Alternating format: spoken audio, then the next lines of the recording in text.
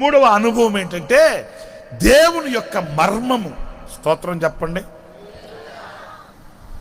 మర్మము. అందరు అన్న నా మాటని. తర్కమా? తర్కం కాదు, మర్మము, మిస్టరీ. అబ్బో ఆవిడ మనసు పెద్ద మర్మం రా నాయన, వాడు చెప్పడరా అంటారండి కదా. ఇక్కడ యెహోవా మర్మము అంటే ఒక్క మాట నేను వాడుక భాషలో మాట్లాడాలంటే దేవుని మనస్సులో ఉన్న సంకల్పం. ఓకే, దేవుని మనసులో ఉన్న నిగూఢమైన ప్రణాళిక, దేవుని మనసులో ఉన్న దైవ చిత్తం ఎవరికి తెలుస్తుందంట? మాట్లాడరేంటి? చిలకకి తెలుస్తుందా?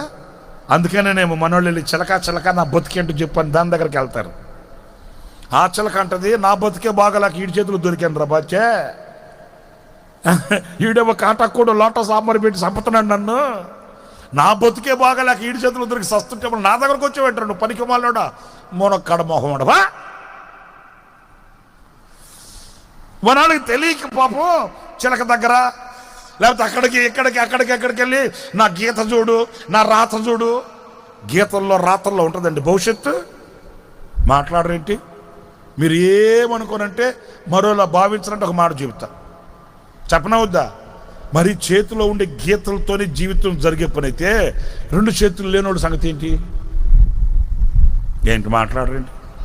చేతిలో ఉండే గీతలు ఎట్టుంటే మీకు అర్థమవుతుందా? చేతిలో ఉండే గీతలు అట్టుంటే ఇటు నుంచి అడ్డం తిరిగిందంటే అబ్బా పొంగిపోతు పో. ఏంది పొంగిపోయేది?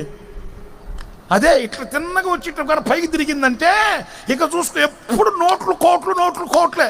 మరి నోట్లు కోట్లు అయితే ఆ రెండు చేతులు లేనోడు సంగతి ఏంటి? వాడికి ఏ గీతలో ఏంటండి?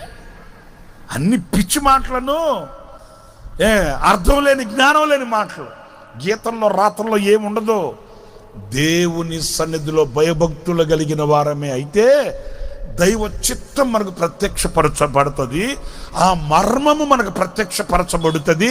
ఆయన గుండెల్లో ఉన్న ప్రణాళిక మనకు తెలియపరచబడుతుంది. మనం వేసిన అడుగు నేతిలో పడదు, గోతులో పడదు, నేతిలో పడుతుందండి. మీరు నమ్మరు. గతంలో కూడా ఎప్పుడు నేను ఒకసారి చెప్పాను అనుకుంటా, మన ప్రార్థనా మందిరానికి వస్తుంది ఒక తల్లి, భర్త కొంచెం అనారోగ్యంతో ఉన్నాడు ఆయన.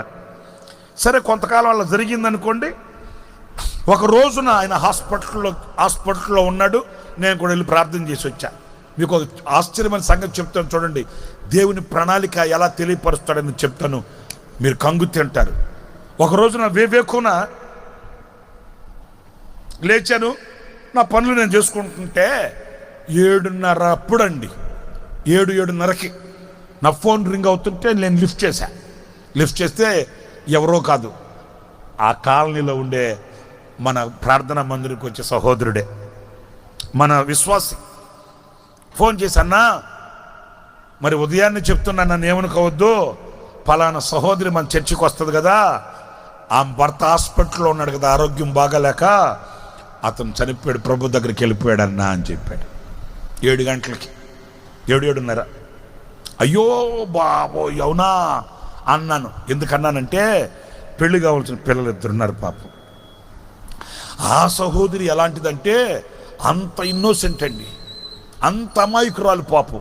బయట ముఖం పెట్టింది కాదు, ఎప్పుడు ఆమె బయట తిరిగింది కాదు, లోక జ్ఞానం తెలిసింది కాదు, భర్త చాటున పెరిగిన సహోదరి. అన్ని ఆయన చేసుకోవాలి.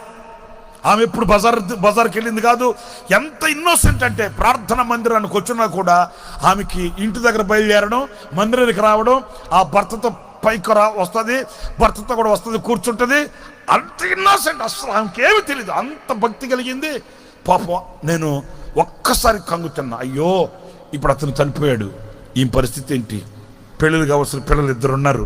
అట్లని నేను కొంచెం దేవా ప్రభువా నాయన కృప చూపించు నాయన అనుకున్నాను.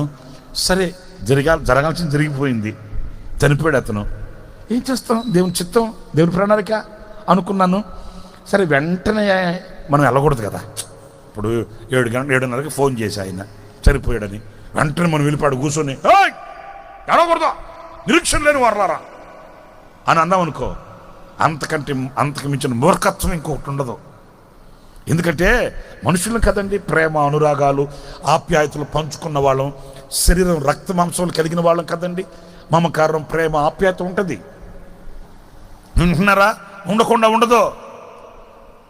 మనుషులు గనక మానవత్వం కలిగిన వాళ్ళమే అయితే ఆ బాధ ఉంటుంది. ఎవడన్నా మూర్ఖుడై ఉండి రాక్షసత్వం కలిగిన వాడైండి రాతికుండి కలిగిన వాడైతే తప్ప, మమకారం కలిగి మృదువైన స్వభావం కలిగిన ప్రతి వ్యక్తి కన్నీళ్ళు పెడతాడండి. ఇంతెందుకు మన ప్రభు అయిన యేసుక్రీస్తు కన్నీళ్ళు పెట్టలే ఏంటి? మాట్లాడరేంటి? లాజరు చనిపోయాడు అని చెప్పి యేసయ్య ప్రేమించిన మార్తా మరియా వాళ్ళిద్దరూ యేసయ్య చేత ప్రేమింపబడిన వాళ్ళు యేసయ్యను ప్రేమించిన వాళ్ళు, యేసయ్యను ప్రేమించిన వాళ్ళు కన్నీళ్లు పెట్టేసరికి యేసయ్య కూడా కన్నీళ్లు పెట్టాడు. కన్నీళ్లు పెట్టాడా లేదా? మాట్లాడరేంటి? పెడతారండి. మనుషులు కదా, ఆ మమకారం అనుకుంటుంది. మమకారం కలిగిన ప్రతి మనిషి గుండె ద్రవిస్తుంది. ఇప్పుడు మనం వెళ్ళి భక్తి లేని వాళ్ళారా, వాక్యం చదవట్లేదా, మీరు బైబిల్ చదవట్లేదా, చర్చికి రావట్లేదా, ఇదేనా నా దగ్గర నేర్చుకుని మీరు, ఈయన పెద్ద భక్తుడు అయినట్టు ఎడవసమను డీమ్ డామ్ డీమ్ అని అట్లా ఎగిరితే అంతకు మించిన మూర్ఖత్వం ఇంకోటి ఉండదు. అందుకని నేను వెంటనే వెళ్ళిపోయి మనం వాడు కూర్చుంటే పాపం వాళ్ళకి కొంచెం అభ్యంతరకరంగా ఉంటుంది. ఏమండి, ఏదో వాళ్ళు పాపం కన్నీళ్ళు పెట్టుకుని ఏడ్చుకుని